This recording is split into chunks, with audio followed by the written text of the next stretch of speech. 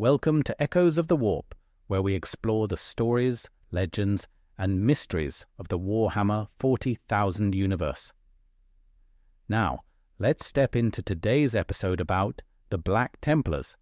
In the grim darkness of the far future, black crosses advance beneath banners of oath and fire. Born from the gene line of Rogal Dawn, the Black Templars have waged an eternal crusade for 10,000 years, a fleet-born brotherhood who refuse any home but the warpath and any peace but victory in the Emperor's name. Origins and the Oath, Second Founding, and Sigismund. In the Heresy's ashes, the Imperium's legions were broken down in the Second Founding. From the Imperial fists stepped the Black Templars' first captain, Sigismund, appointed High Marshal of a new chapter that would prove its loyalty not by words, but by war. He swore an oath that his Templars would crusade ceaselessly until all doubt was burned away. The chapter departed Terra in a vast war fleet, the eternal crusader as their standard, and never looked back. In the long wars that followed, Sigismund hunted traitors to the Cadian Gate and ultimately crossed blades with the newborn war master, Abaddon. The High Marshal fell a martyr to his vow. The crusade endured. Unlike many chapters who speak of the Emperor as an ideal, the Black Templars proclaim him a living god. Mercy is rare, doubt intolerable. The mutant, witch, and heretic are anathema. They submit themselves to sacred vows before battle, oaths of hatred and honor recited by roaring engines and burning incense, and then make good those words in blood. The chapter's creed is not metaphor, but faith made manifest. Every warrior is a night monk, and their war is prayer given form, way of war and traditions. The Templars are fleet-based, establishing chapter keeps wherever they liberate a world, ever ready to kindle new crusades. Their structure defies the tiny restrictions of the Codex, scattered crusade fleets under marshals surging to war at the High Marshal's command. Their true strength is unknown, whispered to be several times greater than any Codex chapter. In battle, veteran initiates fight shoulder to shoulder with neophytes in Crusader squads, passing down the creed amid the fury of close assault. Before great battles, a warrior is seized by a holy vision, anointed by the chaplains and armed with the black sword. The Emperor's champion strides forth to seek the enemy's mightiest foe in single combat, an echo of Sigismund's charge at Terra. In his shadow, brethren fight harder. In his triumph, they see the Emperor's judgment made manifest.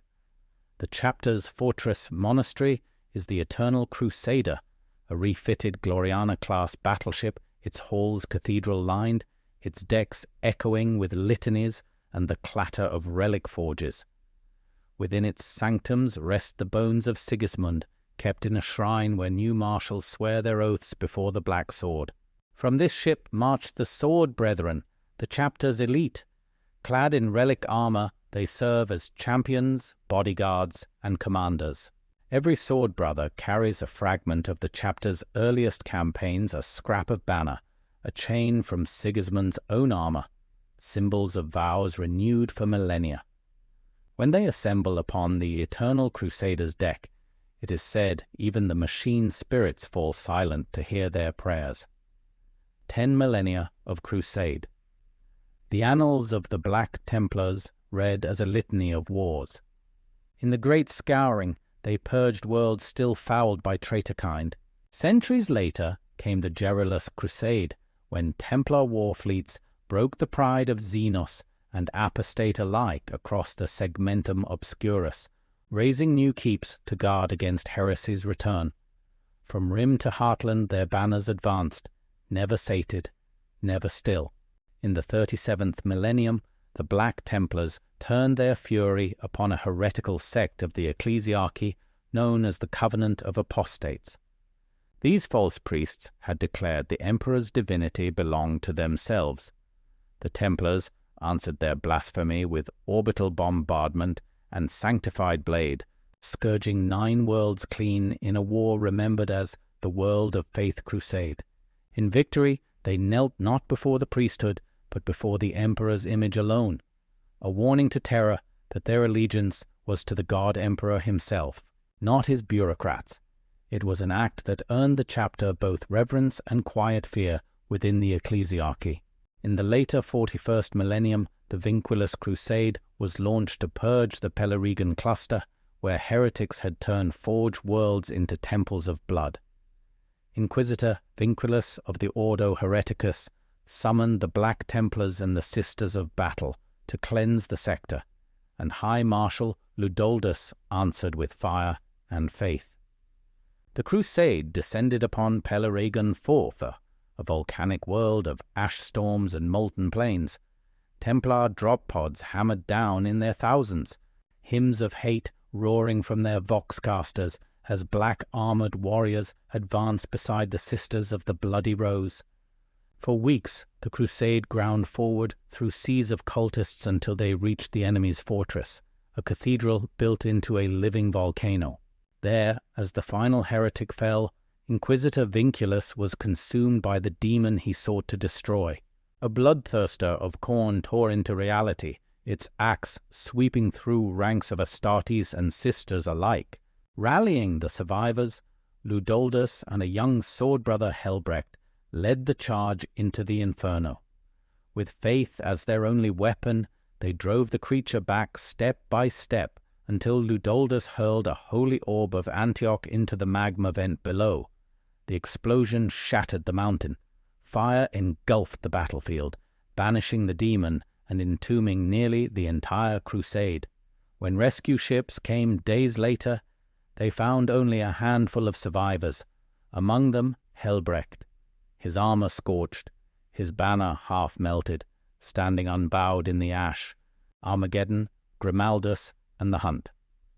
In M41, Helbrecht was unanimously chose to be the new High Marshal and gifted the sword of the High Marshals. When Armageddon burned under a green moon of war, High Marshal Helbrecht commanded multiple crusades and took overall control of Astartes' fleets. Under his hand, the chapter's strike cruisers and barges rammed, boarded, and shattered Orc voidcraft, blunting the invasion from orbit and buying the hives below a fighting chance. On the ash-choked streets of Hive Hell's Reach, Reclusiarch Grimaldus became a living beacon. He held the line through months of ruinous siege from the Orc warlord Gaskkel Thrakas, and when the temple of the Emperor Ascendant fell on him, he crawled from the rubble bearing 3 holy relics, a column from its major altar, the banner of the Emperor Victorious, and holy water from the stoop of elucidation. Since that day, every major crusade carries those relics at its heart. They are borne into battle by Cenobite servitors amid clouds of incense, their presence said to strengthen the faith and fury of every brother who fights within sight of them. Helbrecht swore vengeance upon the Orc warlord Gaskkel Thraka, hunting the greenskin across the void in a relentless counter-crusade. Yet fate dealt the High Marshal other duties, a crusade to the ice world of Schrödinger 7. During an epic battle, Necron Phyron Imhotep the Stormlord bested Helbrecht and severed his right hand, and took it so he would always be reminded of the humiliation. The loss did not temper his wrath, it honed it. With a bionic fist and renewed zeal, Helbrecht struck back, reclaiming his honor, and vowing never to rest while the enemies of mankind still breathed. The Great Rift and Era Indomitus. When Cadia fell and the Cicatrix Maledictum split the heavens, many crusade fleets were cast adrift. The Templars did not hide from the dark. They doubled their purges, kindled new keeps, and struck wherever witchlights gathered. A torchbearer fleet brought Guilliman to the Eternal Crusader. Guilliman offered, not ordered, the gift of Primaris Space Marines. Helbrecht accepted, declaring, "If these are the Emperor's new blades, then let them cut in his name." The Black Templars integrated the new warriors without hesitation. Veteran sword brethren took command of Primaris Crusades, and the Eternal Crusade thundered anew with reforged might. Now, in the Era Indomitus, the Black Templars stride at the forefront of mankind's counter-offensive. Helbrecht scarred, resolute, and reforged and leading from the front. Grimaldus marches beneath relics that still rally failing hearts. New crusades spark wherever the great rift bleeds. Crusader squads and sword brethren crash into the foe under hymns of hate. The chapters keeps rise across 1,000 worlds. Their oath remains unbroken. The crusade is not history. It is present tense. So the tale continues, a chapter without a home but the sole purpose of war, and the vow to the emperor. Wherever a heretic draws breath, wherever a witch whispers, wherever an alien plots in the dark, there the Black Cross will appear, and the prayer engines will growl to life. In a galaxy without mercy, the Black Templars endure as the Emperor's wrath made flesh. Eternal crusaders, whose only peace will be at the end of time. No pity, no remorse, no fear. Wow, what a journey that was. I would just like to take this time to welcome new subscribers to the channel. Thank you, Randy Bentley, Alaric Antonelli, Thomas Hughes, Matthew Woods, Robert Castillo, and Stephen Kemp.